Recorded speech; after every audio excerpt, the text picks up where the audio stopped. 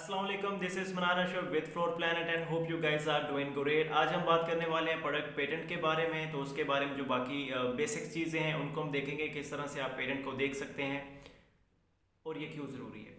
तो सबसे पहली चीज़ ये देख लेते हैं कि प्रोडक्ट पेटेंट क्यों ज़रूरी है, और इसके बारे में डिस्कस इसलिए हम कर रहे हैं क्योंकि जब भी आप प्रोडक्ट रिसर्च करते हो और आप अमेज़ोन पे सेल करना चाहते हो तो बहुत ज़्यादा ज़रूरी होता है कि आपको पता हो कि वो प्रोडक्ट जो है वो पेटेंट है कि नहीं है।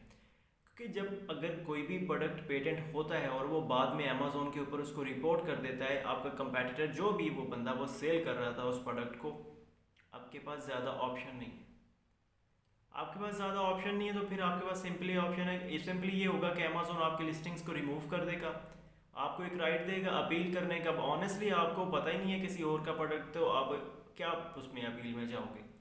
सिंपली है, स्ट्रेट है, क्लियर हो जाएगा जी आप किसी और का डिज़ाइन, किसी और का प्रोडक्ट जो है वो सेल कर रहे हो। तो ऐसे में अमेज़ोन आपको सपोर्ट नहीं करता, और जो आपका कंपेटिटर होता है वो भी आपको सपोर्ट नहीं करेगा। वो कहेगा कि आप मेरे ही प्रोडक्ट को वही आप डुप्लीकेट बना के ले आए हो मार्केट में, तो वो आपको किसी तरह की फेवर के मूड में नहीं होगा। ठीक है, तो वहाँ से ज़्यादा एक्सपेक्टेशंस नहीं होती। अब क्या होगा, अब अमेज़ोन पे नहीं बेच सकते, किसी तरीके से भी नहीं बेच पाओगे। और क्यों? क्योंकि वो टेस्ट बाय कर लेगा। अगर वो टेस्ट बाय करता है at the end of the day आपको ज़्यादा नोटिफिकेशन आए, आपके अकाउंट तक सस्पेंड हो जाएगा। सो इसमें सिंपल चीज़ ये होती है कि अगर आप प्रोडक्ट रिसर्च कर रहे हो, आप पहले से ये चीज़ देख लो कि ये प्रोडक्ट पेटेंट है कि नहीं। पहली चीज़ किस तरह से देखना है, गूगल के ऊपर इसकी कुछ बेसिक बेसिक ट्रिक्स मौजूद हैं जिसके ज़रिए कुछ कीवर्ड्स यूज़ करके आप उस ब्रांड नेम को सर्च करते हो, उसको जिस भी स्पेसिफिक कंट्री में आप सेल करना चाहते हो, यूके, यूएस से किसी और कंट्री के अंदर, आप उसका ब्रांड नेम वहाँ जिस भी उसके ऊपर स्पेसिफिक जो डिपार्टमेंट में रजिस्टर्ड होते हैं, पेटेंट रजिस्टर्ड होते हैं, वो आप सर्च करते हैं तो आपको पता चल जाता है कि ये यहाँ पे है कि नहीं है और किस लेवल पे। पहली चीज़। दूसरा, आप खुद नहीं करना चाहते, टाइम का इशू या स्किल सेट जो भी आपका प्रॉब्लम है, आप इसको आउटसोर्स करते हो। आपको फाइवर के ऊपर, अपवर्क के ऊपर लोग मिल जाते हैं, $5, $10, $15 जो उनकी प्राइस रेंज है उसके अंदर वो आपको का पेटेंट जो है पूरी डिटेल फाइल के साथ भेजते हैं कि अगर तो पेटेंट है तो किस लेवल पे है, क्या क्या स्पेसिफिक चीज़ों पे पेटेंट है, और अगर नहीं है तो भी वो आपको एक स्पेसिफिक प्रूफ दे रहे होते हैं।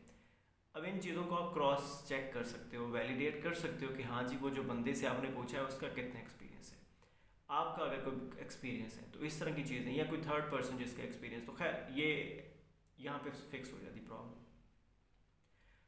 अब दूसरी चीज़ ये होगी, लेट से आपने एक प्रोडक्ट को सोर्स किया, अमेजोन पे सेल करना स्टार्ट कर दिया। अब ऐसी सिचुएशन है कि आप वेरीफाई करने वाले प्रोसेस से निकल चुके थे और अब आपके जो कंपेटिटर ने जिसका आप यूज़ कर रहे थे पेटेंट इंटेलेक्चुअल प्रॉपर्टी का, उसने जो है क्लेम कर दिया और अब आपकी अमेजोन ने लिस्टिंग बंद कर दी। तो क्या पॉसिबली आप कर सकते हैं?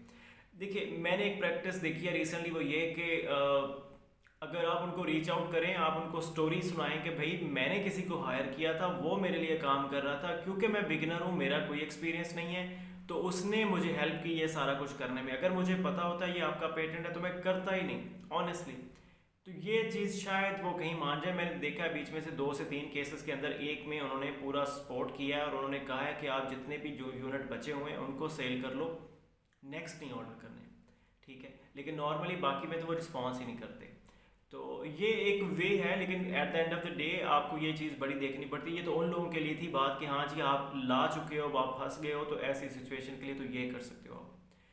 तो दूसरी चीज़ ये है कि हमने किस तरह से वेरीफाई करना है वो भी मैंने आपको बता दिया। तीसरी चीज़, कुछ जनरल कन्फ्यूजन्स हैं कि कुछ लोग पूछते हैं कलर का पेटेंट है, किसी और चीज़ का पेटेंट है, तो मैंने कहा चलो इसके ऊपर थोड़ी सी क्लैरिफिकेशन मैं कर देता हूँ। देखिए, जो जनरल चीज़ें हैं जो यूनिवर्सल है उनका पेटेंट नहीं हो सकता।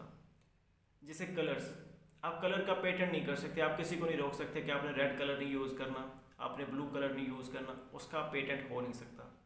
इसी तरह मटेरियल, जिस तरह से वुड है, प्लास्टिक है, रबड़ है, स्टील है, ग्लास है, आप इस चीज़ का नहीं पेटेंट कर सकते। ये यूनिवर्सल चीज़ें हैं। आप पेटेंट करते हो किसी स्पेसिफिक डिज़ाइन का, आप पेटेंट करते हो किसी स्पेसिफिक फीचर का, आप इस तरह की चीज़ों का पेटेंट करते हो। मैं आपको इसकी एग्जांपल इस तरह से देख सकता हूँ कि अगर एक वुड की चीज़ है और दूसरा बंदा भी वुड की चीज़ सेल कर रहा है, तो जो पेटेंट होगा बेसिकली वो वुड का नहीं होगा, वो होगा उस स्पेसिफिक डिज़ाइन का। पेटेंट होता है किसी स्पेसिफिक वर्ड का, किसी सिंबल का, किसी स्पेसिफिक लोगो का, इस तरह की जो शेप का, इस तरह की चीज़ों का लोगो जो है पेटेंट होता है। तो वो आपने चेक करना होता है, ठीक है। इसमें कुछ दूसरी प्रैक्टिसेस भी हैं जिनको हम ग्रे भी कह सकते हैं, वो डिस्कस नहीं मैं कर रहा क्योंकि मुझे नहीं लगता वो मुनासिब है। इसी तरह से कुछ ब्लैक हैट प्रैक्टिसेस भी हैं, at the end of the day वो काम करती हैं, लेकिन हमें उनको क्या कहते हैं, हमें उसको मार्केट नहीं करना है, हमें उसको नहीं दिखाना है लोगों को पॉजिटिव करके कि ये भी कर लो। सो बेस्ट अप्रोच यही रहेगी कि स्टार्ट के अंदर आप इस चीज़ को वैलिडेट करो। 10 15 20 डॉलर लगना है, कोई बड़ी इन्वेस्टमेंट नहीं है। अगर आप थाउजेंड्स ऑफ डॉलर्स लगा रहे हैं तो आपको 10 15 20 डॉलर लगाते हुए कोई नहीं करनी चाहिए उसमें क्या कहते होते हैं, हिचकिचाहट नहीं करनी चाहिए, आपको लगाने चाहिए ताकि आपको पता चल पाए कि अगर कोई पेटेंट है तो आप उस चीज़ को पहले से जो है फिक्स कर सको, उस प्रॉब्लम को, उस चीज़ को पहले से देख सको। ऐसा ना हो कि आप थाउजेंड्स ऑफ डॉलर्स इन्वेस्ट कर चुके हैं, अब आपका प्रोडक्ट अमेजोन वेयर हाउस पहुँचता है, कुछ दिन के बाद सेल होती है और फिर आपको वहाँ पर रिपोर्ट कर दिया जाता है। ये बहुत बड़ी स्ट्रेस है। अब आपके पास ऑप्शन ही नहीं है, अमेजोन पे घूम फिर के आप सेल नहीं कर सकते, दोबारा दूसरे ब्रांड नेम के साथ आएंगे फिर आप पकड़े जाएंगे। तो बेहतरीन चीज़ है। फेसबुक पे फिर सेल करना मुश्किल है, वॉलमार्ट ईबे पे जाएंगे तो ऑनेस्टली वहाँ पर सेल्स फिर वेरी करती हैं, चीज़ें वेरी करती हैं। तो ये मेरी जो रिकमेंडेशन है पेटेंट के बारे में, मैंने कहा ये चीज़ें हमें पता होनी चाहिए। So we should consider that these. So yeah, so that's it for now. Hope you will find it helpful. If you really do, please do share, subscribe and comment. I'll get back to you with another video. Till that time, thank you, have fun and Allah Hafiz.